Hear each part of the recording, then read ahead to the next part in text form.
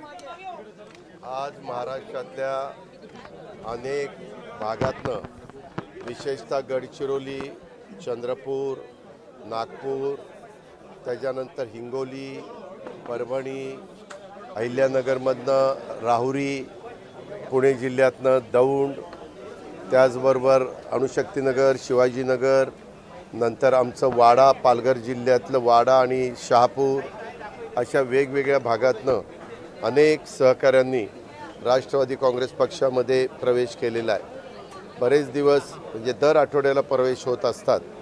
मागच्याच आठवड्यामध्ये राजू नवघरे आमदार असतील किंवा राजेश विटेकर असतील किंवा आमचे बांगर म्हणून तिथले आमचे जिल्हाध्यक्ष हिंगोलीचे ते असतील किंवा इकडच्या भागात आनंद ठाकूर आणि आमचा दौलत दरोडा असतील, ह्या सगळ्यांनी किंवा अणुशक्तीनगर आणि शिवाजीनगर आणि घाटकोपर आणि वाशीनाका ह्या सगळ्या परिसरातले आमचे नवाबभाई, सना मलिक हे सगळे मान्यवर असतील। तसंच आमचे तनपुरे साहेबांनी पक्षामध्ये प्रवेश केलेल्या राहुरीचे ते असतील किंवा आमचे तिथं ह्या संदर्भामध्ये बाबा आत्राम गडचिरोलीचे असतील, आमचा रवींद्र वासेकर असेल, तसंच आमचे चंद्रपूरचे काही सहकारी असतील। ह्या अशा अनेक भागातल्या अनेक मान्यवरांनी पक्षामध्ये प्रवेश करण्याच्याकरता बरेच मान्यवर इच्छुक होते।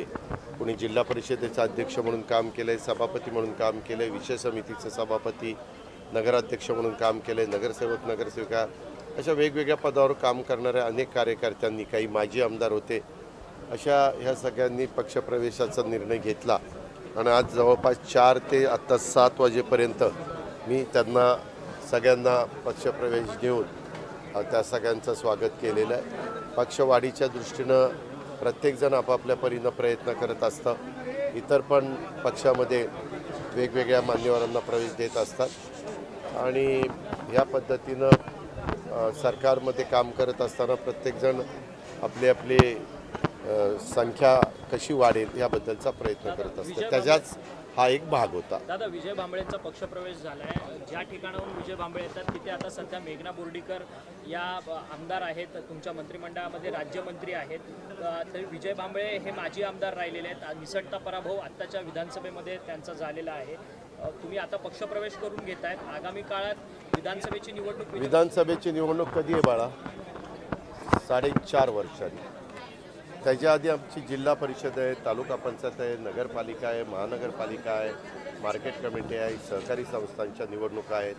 तुम्ही उगीच त्याला आता आमचे शंकर मांडेकर मुळशी भोर वेल्ह्यातनं निवडून आले, त्यांच्या विरोधात संग्राम थोपट्यांना आम्ही पराभूत केलं। संग्राम थोपट्यांनी पण भाजपमध्ये प्रवेश केला। आत्ता दत्तामामा भरणेंनी ते माने म्हणून प्रवीण मानेला पराभव केला, त्यांना पक्षामध्ये प्रवेश केला। तुम्ही हे जण त्याचा अर्थार्थी काही लावू नका, त्याच्या काही रानवाई पण संबंध नाही। मी सुरुवातीला सांगितलं की प्रत्येकजण आपापल्या परीनं आपापला पक्ष वाढवण्याचा प्रयत्न त्या ठिकाणी करत आहे आणि हे महायुतीचं सरकार आहे। काही बाबतीमध्ये आम्ही आता महाविकास आघाडीमध्ये पूर्वी 15 वर्ष काम करत होतो, 1999 ते 2014, तेव्हा देखील सरकारमध्ये आम्ही एकत्र काम करायचो, पण प्रत्येकाला स्थानिक स्वराज्य संस्थेमध्ये त्यांचे कार्यकर्ते टिकण्याच्या करता तिथं मुभा असायची, तिथं वरिष्ठ पातळीवर चर्चा व्हायची की जिथं आपण एकमेकाच्या विरोधामध्ये लढून तिसऱ्याचा लाभ होणार असेल तर आम्ही तिथं समंजस भूमिका घ्यायचो। तशाच पद्धतीनं आत्ता ते केले जाणार।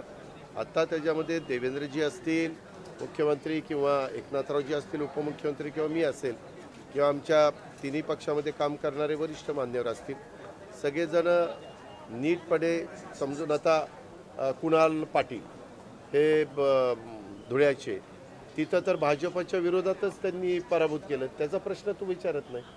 आता भाजपच्या विरोधात तो काँग्रेसचा उमेदवार होता ना, तुम्ही देखील त्यांना गळ घातलेली होती। ही त्याच्यामध्ये गळ घातलेली असली, आम्ही गळ कुणाला घालत नाही।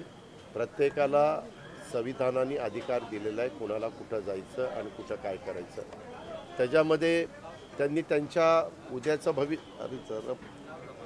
भवितव्य काय आहे ह्या सगळ्या गोष्टीचा विचार करून त्यांनी त्यांचा निर्णय घेतलेला आहे। प्रत्येकाला आपापला निर्णय घेण्याची मुभा आहे आणि हे आज नाही, जसं देशाला स्वातंत्र्य मिळालेलं आहे तसं वेगवेगळे राजकीय पक्ष काम करतात काही सत्तेवर असतात, काही विरोधी पक्षात असतात आणि त्या पद्धतीनं काम चाललेलं असतं. दादा तुम्ही हिंदी सक्तीकरणाच्या काय 57,000 कोटींच्या पुरवण्या मागण्या ती काळजी करू नका, ते जबाबदारी आमची आहे. आम्ही त्याच्यातून कसा मार्ग काढायचा, जे काही सूत्र ठरवून दिलेलं आहे त्या सूत्राच्या बाहेर न जाऊन देता आर्थिक शिस्त कशी राहील हा प्रयत्न आम्ही त्या ठिकाणी करू. आपण काही काळजी करू नका. दादा हिंदी सक्तीकरणाच्या संदर्भात तुम्ही म्हटलेलात की आंदोलनाची वेळ येऊन देणार नाही आणि जी आर मात्र रद्द झालाय, परंतु आता दोन ठाकरे बंधू एकाच मंचावरती विजयी सभा करण्याकरता येणार आहेत. याकडे या दृष्टिकोनातून कसं पाहता? हो का, उद्याच्याला प्रत्येकाला अधिकार आहे. आज आंदोलन कशाचं होणार होतं 5 तारखेला की ते थांबवावं म्हणून जी आर रद्द केला मुख्यमंत्र्यांनी, ते थांबलेलं आहे. आता पहिल्यांदा त्यांनी डिक्लेअर केलं की बाबा आम्ही काही काढणार नाही. पुन्हा काही त्यांचे काय आहे, ह्या अशा प्रकारच्या गोष्टी झाल्या ना, प्रत्येकजण त्याच्यामध्ये राजकीय अँगलनी बघतो. व उद्या महानगरपालिकेच्या निवडणुका आहे, उद्या स्थानिक स्वराज्य संस्थांच्या निवडणुका आहे. मग त्याच्यातून आपल्याला ह्याचा काही फायदा उठवता येईल का? त्याच्यातून आता ह्यांनी जर रद्द केलं तर मग गप्प बसलं तर त्याचा काहीच उपयोग होणार नाही. म्हणून विजयोत्सव साजरा केला तर त्याच्यातनं काहीतरी वातावरण निर्मिती करता येईल का, असा काही आराखडे त्यांचा असेल. त्याच्या पद्धतीनं त्यांना म्हणजे प्रत्येकाला मुभा आहे. पण दोन्ही ठाकरे बंधू हे मराठीच्या मुद्द्यावरती न येता महापालिकेच्या मुद्द्यावरती एकत्र येतात असं तुमचं म्हणणं आहे? माझं तसं म्हणणं नाही. उगीच माझ्या नावावर काही खपवायला जाऊ नको. मी स्पष्टपणे परवा पुण्यामध्ये सांगितलं, कुणाच्या बरोबर जावं हा ज्याचा त्याचा वैयक्तिक प्रश्न आहे, त्या पक्षाच्या प्रमुखांचा प्रश्न आहे. उगीच काहीतरी ब्रेकिंग न्यूज लावायला अजित पवार असं म्हणले, अरे काही अजित पवार म्हणलाच नाही ना. ते दोघं बंधू ठरवतील त्यांनी काय करावं आणि काय नाही. त्याच्यात आम्ही लोकांनी नाक खुपसायचं काय कारण आहे? हो, ग्रामपंचायत त्या बदललं गेलं. जेवढ्या व्यक्ती असतात, जेवढी मतं असतात, प्रत्येकजण आपापल्या पद्धतीनं तिथं भूमिका मांडण्याचं काम करत असतं. सरकार शेवटी सर्व अर्थाने विचार करून निर्णय घेत असतं. आता तुम्हाला माहिती आहे की मागं छत्रपती संभाजीनगर करत असताना उद्धव ठाकरे साहेबांच्या नेतृत्वाखाली संभाजीनगर करण्यात आलं. त्याच्यानंतर पुन्हा एकनाथराव शिंदेंच्या नेतृत्वाखालचं सरकार आलं आणि त्यांनी छत्रपती संभाजीनगर केलं. उस्मानाबादचं धाराशिव केलं. अहमदनगरचं अहिल्यानगर केलं. अशा वेगवेगळ्या गोष्टी करतात. आपल्यात तुम्ही जर बघितलं उत्तर प्रदेशमध्ये तर देखील अनेक जिल्ह्यांची नावं मायावती ज्यावेळेस चीफ मिनिस्टर होत्या त्यावेळेस त्यांनी बदललेली आहे. आता पूर्वी आपल्या मुंबईला बॉम्बे करायचे, आता मुंबई असं करायला लागले. किंवा पूर्वी पुण्याला पुणा करायचे, आता पुणे.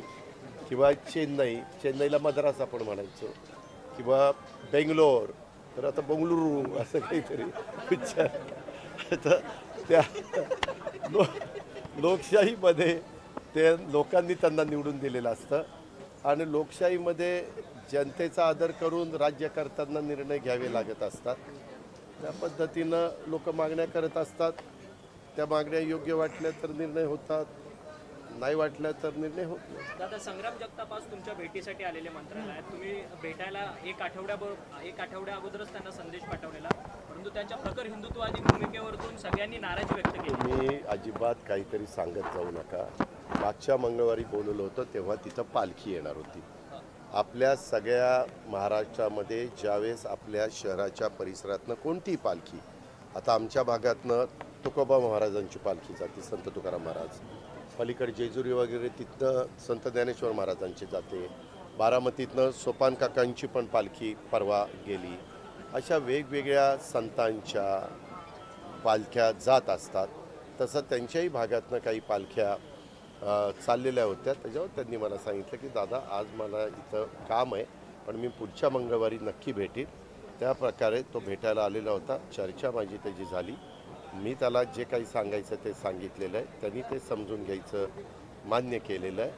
आणि त्यांनी कदाचित प्रेसला सांगितलं पण असेल की बाबा अजित पवारांचं माझं बोलणं झालं, अजित पवारांनी काही सूचना मला केलेल्या, त्या प्रकारे पुढची वाटचाल राहील. त्यांची प्रखर हिंदुत्ववादाची भूमिका तू काळजी करू नको रे, तू बाकीचे जास्त प्रश्न विचारू नको. मग तू असे काही प्रश्न विचारायला लागले की मी निघून जाईल. मी तुला स्पष्ट उत्तर दिलेलं आहे की संग्राम जगताप मला सकाळी भेटलेले, आमची व्यवस्थितपणे चर्चा झालेली आहे. मी त्याचं म्हणणं जाणून घेतलं, पक्षाची भूमिका मी त्याला समजून सांगितलेली आणि त्या पद्धतीनं तो त्या ठिकाणी वागला.